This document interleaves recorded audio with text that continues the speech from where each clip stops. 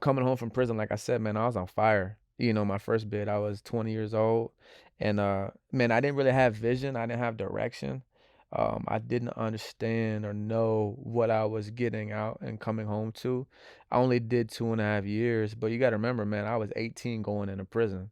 So like my graduating class was walking to get their diploma in high school while I was walking down prison hallways. You know what I mean? Graduating in prison.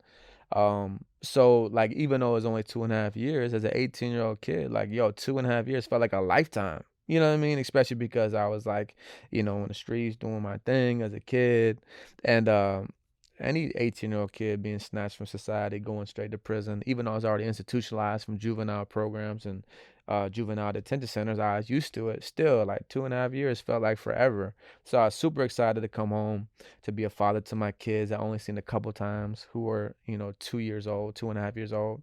And I was excited and I just wanted to be the man that God was calling me to be. I wanted to do right. I wanted to be a godly father.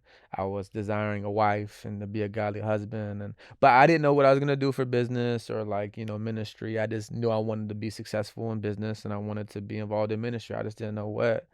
But I would say like the biggest error I made coming home was like I didn't get plugged into a church immediately. I didn't immediately get plugged into Christian community. And, coming home to where I'm from, like the only people that I knew were like people that I grew up with, like were either like I played football with or I was in the streets with. So the kids that were like doing good and went to school, most of them went off to college or they were like I wasn't really in contact with them anyway. So the only people I still had like, recent, connections and relationships with were people on the street and they weren't doing good. So coming home, I didn't know any Christians that I could like fellowship with. I'm not using that as an excuse at all, but I made the mistake of not making it my first priority, even though I knew it. I knew that was the best thing to do. I didn't take the initiative to immediately plug myself into Christian community to where I was being discipled and being held accountable, living in like life on life fellowship, serving, being active with the call and the gifts that God placed upon my life. So that was the big, huge number one mistake. But then also too, man, sexual sin. Sexual sin immediately, like with pornography. I think, I had sex like just after a couple of days being home. And I'm not saying like sexual sin is like the like you had sex, everything, your world's gonna crash to an end. Nah, even though it is definitely like flagrant sin, that has began a pattern like right out the gate. Because I was a young kid, I did 2.5 years. Once again, not justifying it, but just so you understand, had sex with a girl, and that just led into like a toxic relationship. With me and her, and that was just habitual sexual sin where I'm feeling convicted, I'm feeling condemned. I'm not in the word in there. I'm not in the word every day. I'm not spending time with intimate communion with the Lord and prayer. And then slowly but surely, man, over time, like my intimacy with the Lord and my sensitivity to the Spirit of God super like began to dwindle. And I began to get like numb to conviction. But then also too, man, like some of my homies who I was in the streets with when I was young, because I kind of like jumped off the porch like before everybody else. I kind of like not kind of I did get in the streets super early, in comparison to the people around me. So I was always like aspiring to be like older people that I knew and like friends, older brothers who were selling dope, and I was always hanging around like an older crowd.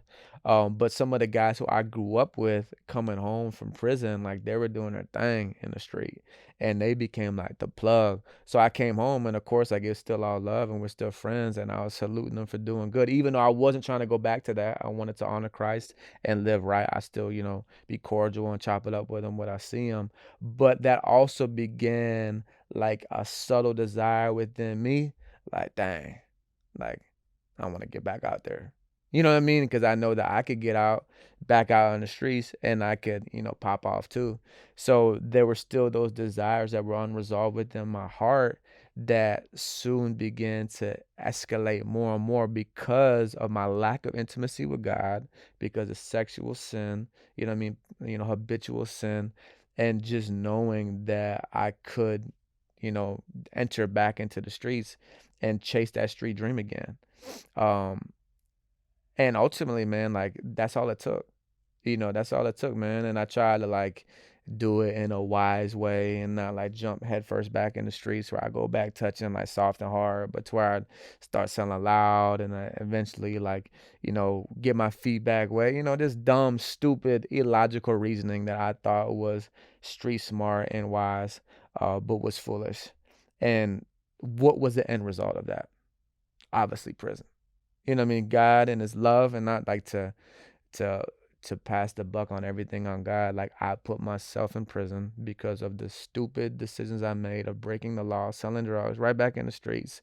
But I know ultimately it was God and his faithfulness and his love chastising me and disciplining me, putting me right back on my neck, leading me to repentance through incarceration.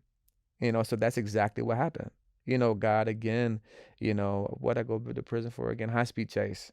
Yeah, one night I'm on a whole bunch of ecstasy with my homie, tripping, drugs in the car. Long story short, police get behind me, can't pull over all the dope, high speed chase to supposedly get rid of the drugs. Total the car on foot running for hours, get caught by dogs in a helicopter and go back to prison. That was the end result of my backslide, of my rebellion, of my disobedience unto the Lord. But the key takeaway that I want to pull out of all this and the experience are several things. And I would say